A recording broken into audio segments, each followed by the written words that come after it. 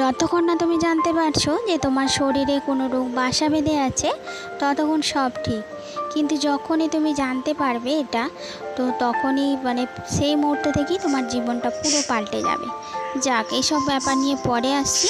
তো চলো বন্ধুরা, ভিডিওটা শুরু করা যাক। আশা করি তোমরা সকলে খুব ভালো আছো, সুস্থ আছো। ঐকিতাস ডেইলি ব্লগে আবার একটি নতুন ভিডিওর সাথে তোমাদের সবাইকে জানাই অনেক অনেক স্বাগত ও অনেক ভালোবাসা।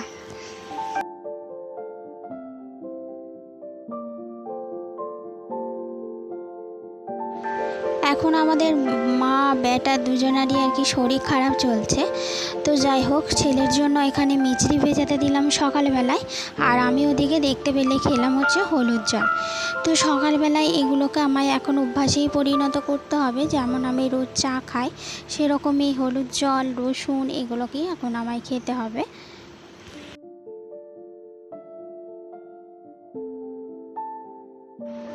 তো চলো আজকে তোমাদের সাথে কিছু গল্প করা যাক। তো যেটা বলছিলাম, যে শরীরে যখনই তুমি জানতে পারবে যে এই রোগটা বাসা বেঁধেছে, তারপর থেকেই জীবনটা তোমার পুরো উল্টো হয়ে যাবে। দেখো, একটা ভয় তো থেকেই যায়। এখনকার দিনে যে কোনো ব্যাপারকে কিন্তু ইগনোর করা একদমই উচিত নয়। তো যাই হোক, আমার হয়তো রোগটা অতটাও ভয়ঙ্কর নয়, কিন্তু কি বলতো, যতটা পারছি ঘরোয়া টোটকা দিয়ে চেষ্টা করব যে সেগুলোকে ওভারকাম করা।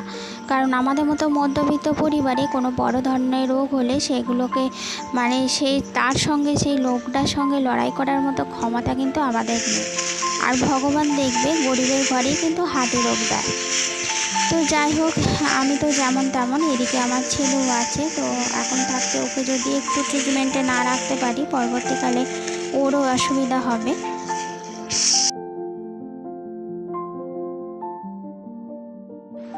আর তাছাড়া এখন ছোটোখাটো রোগই যা বড় আকার ধারণ করছে, আর চারপাশে যা শুনছি তাতে এমনিতেই ভয় লেগে যাচ্ছে। এখন তো মানুষের বেঁচে থাকাটাই সুস্থভাবে বেঁচে থাকাটাই একটা অবাক আশ্চর্যের বিষয়। তাই ভগবানের কাছে মাঝে মাঝে হয়তো আমাদের আর্থিক অবস্থা ভালো নয় বলে দুঃখ করতাম, কিন্তু এই যে এখন চারপাশের সব রোগের কথা শুনে মনে হচ্ছে যেন না, যেমন আছি ভালোই আছি, ভগবান যেন সুস্থ রাখে, শারীরিক দিক থেকে যেন সুস্থ রাখে, এটাই আর কি চাই।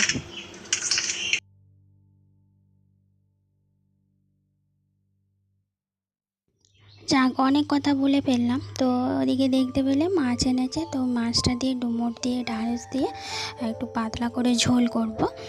আর এটা সবাই মিলেই খাবো, কারণ এখন তো এই গরমে এমনিতেই পাতলা পাতলা খাওয়াই দরকার। আর জলখাবারে হচ্ছে যে বেসন বড়া ছেলেটাকে দেবো না, তো ভাবছি যে একটুখানি ওই জন্য মুসুরির ডালের বড়া করে দিয়েছি।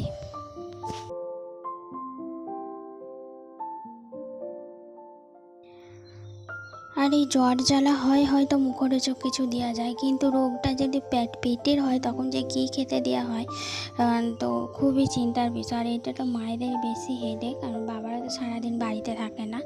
তো আর এই চিন্তাটা মায়েদের, কারো কিছু হলে মায়ের কাছেই আসে ছেলেরা, যে এই হচ্ছে ওই হচ্ছে। তো যাই হোক, এখন সব সময় যে কী খেতে দেওয়া যায় এটা একটা চিন্তার বিষয় হয়ে গেছে।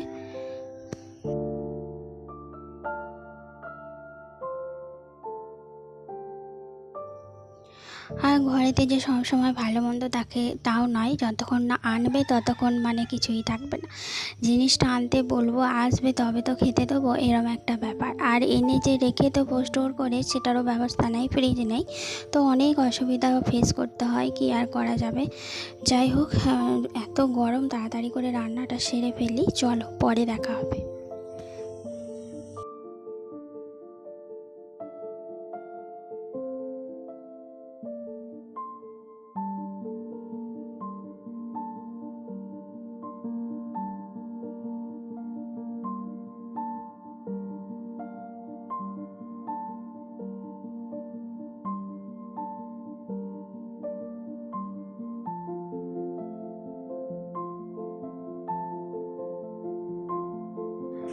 আমরা যেমন এত গরমে জ্বলে যাচ্ছি, গা হাতে যেন জ্বলে পুড়ে যাচ্ছে, তো সেরকমই যেন গাছগুলোও জ্বলেছে। তো তার জন্য বৈকালবেলায় উঠে ভাবলাম আগে গাছগুলোকে জল দিই।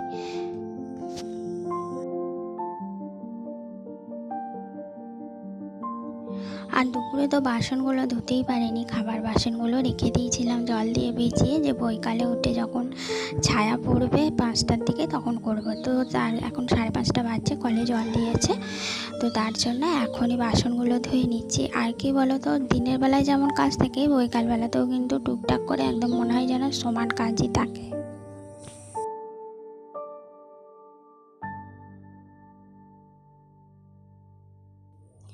তবে এবেলায় রান্নাটা এমনিতেই তো হালকা ফুলকাই রাঁধছি, তবে বৈকালের দিকে রান্নাটা একটু চাপটা কম থাকে এই যা, কিন্তু কাজ কিন্তু সেই সমান। ঘর দুয়ার ঝাড় দেওয়া, উঠোন ঝাড় দেওয়া, জল ধরা, বাসন থাকলে মাজা, তো এইসব, আবার বিছানাটাও তুলতে হয় দুপুরে যেতে শুই। তো এইসব টুকটাক কাজ বৈকালের দিকেও একদম সমানই থাকে। আর এই গরমে দুবেলা মানে ভেপসে যাচ্ছি, খুব কষ্ট হচ্ছে। আমি জানি তোমাদেরও হচ্ছে, সব জায়গাতেই এরকম ওয়েদার, জানি না এই ওয়েদার যে কবে কাটবে।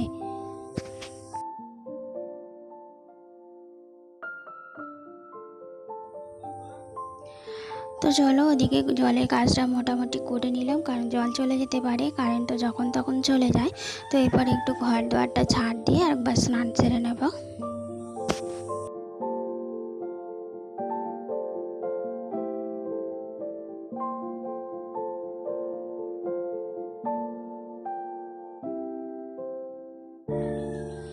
আর এখন কি বলতো, যত তাড়াতাড়ি কাজ করে ঘরে ঢুকতে পারবে দুবেলায়, ততই যেন শান্তি। তো আজকে এমনিতেই রোদ না পড়লে উঠি না, তবু আজকে উঠে পড়লাম যে অনেক কিছু কাজ আছে বলে।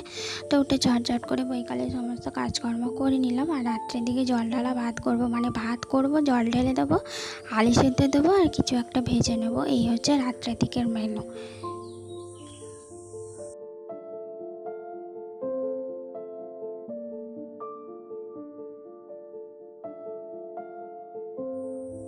আর এই যে স্নান করার পর যতক্ষণ না নাইটিটা পরতে পারছি ততজন যেন মনে হাঁপিয়ে উঠি।